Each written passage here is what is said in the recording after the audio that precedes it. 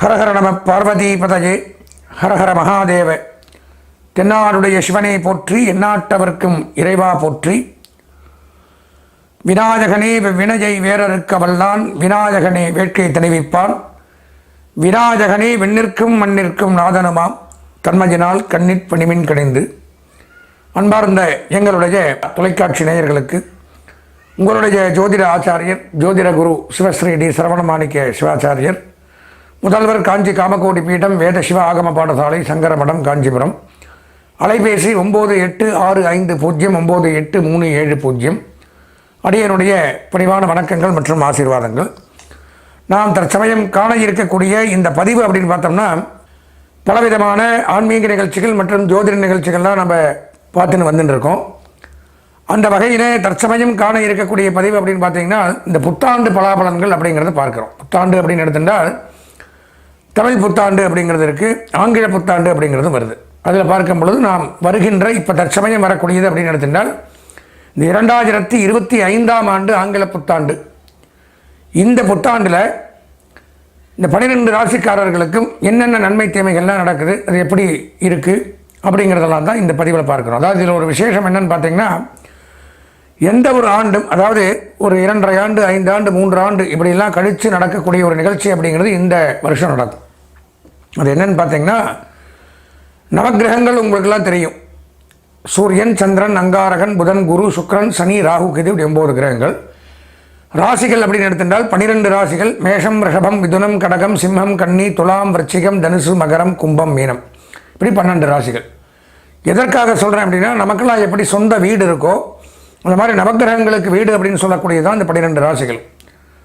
ஆனால் நமக்கு வீடு இருக்குது அப்படிங்கிற காரணத்தினால நம்ம பிறந்ததிலிருந்து வாழ்நாள் முழுவதும் ஏதோ என்னோடய வீடு அப்படின்னு வீட்டுக்குள்ளே யாரும் இருக்கிறதில்ல. பல வேலைகளாக நல்லதுக்கும் கெட்டதுக்கும் வெளியில் போகிறோம், அங்கே போகிறோம், இங்கே போகிறோம். இந்த மாதிரி கிரகங்களும் அந்தந்த ராசியை விட்டு மற்றொரு ராசி மற்ற வீட்டுக்கு போயிட்டும் வந்துட்டு தான் இருப்பாங்க. அதற்கு பெயர் தான் பயிற்சி ஆகிறதுன்னு பேர். இந்த பயிற்சி ஆகிறதுல பார்த்தோம்னா கால அளவுகள் அப்படிங்கிறது உண்டு. ஒரு கிரகம் ஒரு ராசியில் இவ்வளவு நாள் தான் தங்கும். இப்போ நாமளே வெளியில் போகிறோம், ஒரு ஷாப்பிங் போகிறோன்னு வச்சுக்கோங்க. நான் போனால் 1/2 ஹவரில் 1/2 மணி நேரத்தில் வந்துடுவேன். நீங்கள் போனால் ஒரு மணி நேரம் ஆகலாம், இன்னொருத்தர் போனால் 2 மணி நேரம் ஆகலாம், ஒருத்தர் நாள் பூரா அங்கேயே இருக்கலாம். இப்படி எப்படி நம்மளுடைய பயணங்களும் போக்குவரத்தும் மாறுபடுதோ வேறுபடுதோ, அந்த மாதிரி கிரகங்களும் ஒரு ராசியில் தங்குறதும் போகிறதும் பயிற்சி ஆகிறதும் அப்படிங்கிறது கால அளவுகள் அப்படிங்கிறது உண்டு. அப்படி பார்க்கும் பொழுது சூரிய பகவான் வெறும் 1 மாத காலம் மட்டும் ஒரு ராசியில் சஞ்சரிப்பார். சந்திர பகவான் வெறும் 2.5 நாள் மட்டும் சஞ்சரிக்கிறார். செவ்வாய், புதன், சுக்கிரன் 1.5 மாதம் சஞ்சரிக்கிறாங்க. அதிகப்படியாக ஒரு ராசியில் தங்கி நல்லது கெட்டது அப்படின்னு பண்ணக்கூடியது 4 கிரகங்கள் தான். அது யாருன்னு பார்த்தோம்னா, ஃபஸ்ட்டு சனி பகவான் 2.5 ஆண்டுகள் 2.5 வருஷம் ராசியில் தங்குறார். அதுக்கப்புறம் ராகு, கேது 1.5 வருஷம் ராசியில் தங்குறாங்க. அதுக்கப்புறம் குரு பகவான் 1 வருடம் ஒரு ராசியில் தங்குறார். அப்போது சனி, குரு, ராகு, கேது இவங்க தான் வருடக்கணக்கில் ஒரு ராசியில் தங்கி நன்மை தீமைகளை அதிகமாக செய்கிறாங்க. அப்படி பார்க்கும் பொழுது அதனால தான் இந்த சனி பயிற்சி, குரு பயிற்சி, ராகு கேது பயிற்சி மட்டும் அதிகமாக நம்ம கொண்டாடுறோம்.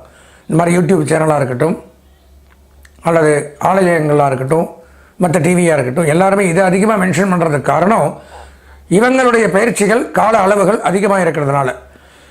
எதுக்காக இதை சொல்ல வரேன்னு பார்த்தோம்னா, இந்த 2025ஆம் ஆண்டு இந்த 4 கிரகமுமே பயிற்சி ஆகுது. அதை வச்சு தான் இப்போ பலன்கள் சொல்ல முடியும். இது கோச்சார பலன்கள், நல்லா தெரிஞ்சுக்கணும். பொதுவான பலன்கள், மேஷராசியில் நீங்கள் மட்டும் பிறக்கலை, உங்களை மாதிரி பல கோடி பேர் இருப்பாங்க. அவங்களுக்கெல்லாம் இந்த பலன் அப்படிங்கிறது பொதுவான பலன்கள்.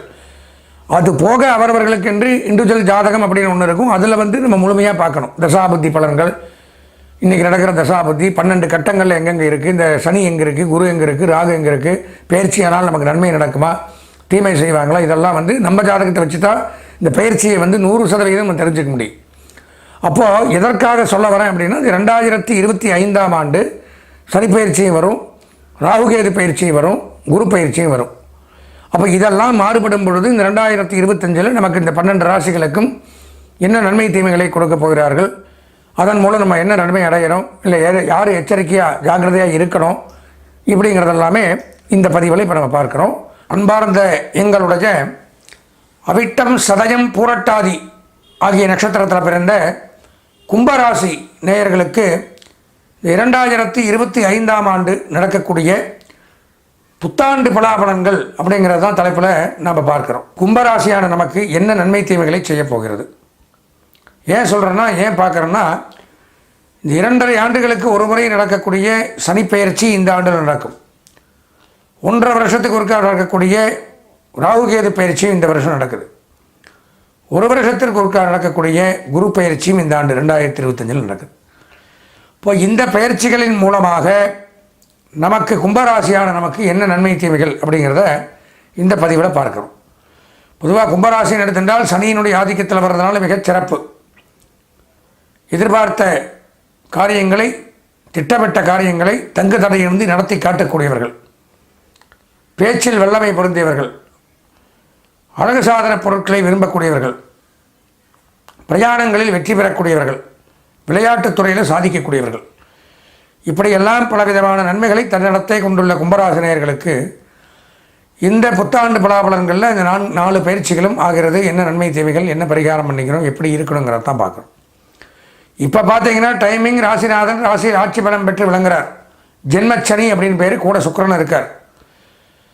ஜென்மச்சனி இருக்கும் பொழுது அலைச்சல், வேதனைகள், சங்கடங்கள், மன உளைச்சல், பொருளாதார பிரச்சனைகள், கடன் தொல்லைகள், மருத்துவ செலவுகள், குடும்பத்தில் யாரோ ஒருத்தரால் பிரச்சனை, வாகன விபத்து, வாகன பழுது, உடல் உபாதைகள், கெட்ட பெயர், பாவம், அசிங்கம், அவமானம், கேவலம், இதையெல்லாம் ஏற்படுத்துவார். கூட சுக்கிரன் இப்போ வருட ஆரம்பத்தில் இருக்கிறதுனால பெண்களால் பிரச்சனை, பெண்களுக்கு பிரச்சனை. கும்பராசியாக இருந்தால் பொருளாதாரத்தில் வீக், கடன் வாங்க வேண்டிய ஒரு சூழ்நிலை. அதே சமயம் 2ஆம் இடத்துல குடும்பம், வாக்கு, தனஸ்தானத்தில் இருந்து பலவித இன்னல்களை கொடுத்த ராகு ராசிக்கே வரார். அதுவும் துயரம். நரம்பு ரீதியான பிரச்சனை. எப்போ வரார்? ஏப்ரல் மாதம் பயிற்சியாகிறார். ராகுகேது பயிற்சி சரியில்லை கும்பராசிக்கு. அப்போது பயிற்சியாகும் பொழுது ராசிக்கே வரக்கூடிய ராகு என்ன பண்ணுவார்னா, வெளிநாடு போக்குற வாய்ப்பு கொடுப்பார். திரைக்கடல் ஓடியும் திரவியம் தேடு, வெளிநாடு போகலாம். அதே சமயம் நரம்பு கோளாறுகள், நண்பர்கள் விரோதம், எவனோ செஞ்ச தப்புக்கு நம்ம பிராயச்சித்தம் பண்ணுறது, தேவையில்லாத சம்பந்தமில்லாத கெட்ட பெயர், பாவம், பழிச்சொல் ஏற்படும். 4ஆம் இடத்துல இருக்கிற குரு பகவான் பயிற்சியாய் 5ஆம் இடத்திற்கு போகிறார். மிக மிகச் சிறப்பு. பூர்வீக சொத்துக்கள் லாபம். குரு பயிற்சி சூப்பராக இருக்குது. பூர்வீக சொத்துக்கள் லாபம். வீடு வாங்கலாம், மனை வாங்கலாம், வீடு கட்டலாம், கட்டிய வீட்டை வாங்கி கிரகப்பிரவேசம் பண்ணுறது. திருமண பிராப்தி, தடைபட்டு வந்த திருமணங்கள் கண்டிப்பாக நிச்சயிக்கப்படும். திருமண யோகம் உண்டாகும். காதல் திருமணம், காந்தர்வ விவாகம், இதெல்லாம் தங்கு தடையின்றி நடைபெறும். குழந்தை பிறக்கும், வம்சவருத்தி உண்டாகும், குழந்தைகளால் மகிழ்ச்சி உண்டாகும். முன்னோர்களை சந்தித்தது, சொந்த பந்தங்களை சந்திப்பது, நம்ம இடங்களை புதிதாக வாங்கி போட்டதை பார்க்கறது, அதை எக்ஸ்டெண்ட் பண்ணுறது, அசையாத சொத்துக்கள் வாங்கி போடுறது, இதெல்லாம் நடக்கும். எல்லா நன்மைகளும் உண்டாகும். வீட்டிற்கு தேவையான பொருட்கள் அனைத்தும் வாங்கி மகிழலாம். எண்ணங்கள் ஈடேறும். செய் தொழிலில் லாபம் உண்டாகும். ராஜாவுக்கு சமமாக வாழ்க்கை வாழக்கூடிய அமைப்புங்கிறது சொல்கிறார். 6ஆம் இடத்துல செவ்வாய், ரணரோக சத்துருக்காரகன், மிகச்சிறப்பு. இருந்து வந்த கடன் தொல்லைகள் விலகும். எதிரிகள் வீழ்வார்கள். உடல்நலக் கோளாறு, வீட்டில் யாருக்காவது மருத்துவ செலவுகள் பண்ணியிருந்தால் அதுவும் விலகும். புத்தாண்டுக்கு அப்புறம் பூமி வாங்கலாம், மனை வாங்கலாம், வீடு வாங்கலாம், விவசாய நிலங்கள் வாங்கலாம். விவசாயிகளுக்கு பெரும் செல்வம். ரியல் எஸ்டேட், புரோக்கேஜ், அகழ்வாராய்ச்சி, நெடுஞ்சாலை பணியாளர்கள், கட்டுமான பணியாளர்கள், தொல்லியல் துறை ஆராய்ச்சியாளர்கள், விஞ்ஞானிகள், இவங்களுக்கு கூடுதல் நன்மை அப்படிங்கிறத எடுத்துக்கலாம். 8ஆம் இடத்தில் இருக்கிற கேது பகவான் பயிற்சியாக 7ஆம் இடத்துக்கு வரார். அதுவும் நன்மை. புதிய புதிய வேலை வாய்ப்புகள், புதிய மனிதர்களின் சந்திப்பு, புதிய தொடர்புகளால் நாம் மெளிரக்கூடிய அமைப்பு, வளரக்கூடிய அமைப்பு, ஆச்சரியப்படத்தக்க வகையில் தொழிலில் விருத்தி அடைகிறது. இருந்து வந்த நீதிமன்ற பிரச்சனைகள், சட்ட ரீதியான பிரச்சனைகள், காவல்துறை பிரச்சனைகள்லேருந்து விலகலாம். அதே மாதிரி நீதித்துறை, சட்டத்துறை, காவல்துறை, இராணுவம், இயல், இசை, நாடகம், ஜோதிடம், சினிமா, கேளிக்கைத்துறை, பத்திரிகைத்துறை, பிரஸ் மீடியா, விளையாட்டுத்துறை, அறநிலையத்துறை, ஆன்மீகத்துறையில் இருக்கக்கூடியவர்கள் சாதிக்கலாம். இந்த ஆண்டு வருமானங்கள் அதிகரிக்கும், செல்வங்கள் பெருகும், பலவிதமான துன்பங்களிலிருந்து விடுபடலாம். பொதுவாக கும்பராசி அப்படின்னு எடுத்துட்டால் இந்த ஆண்டு குரு பயிற்சி மிகவும் தங்களுக்கு சாதகமாக இருக்குது. ராகுகேது பயிற்சியை விட குரு பயிற்சி மிக மிக சிறப்பு. அப்போ அது ஒன்றே போகும். ஏன்னா குரு பார்க்க கோடி நன்மை.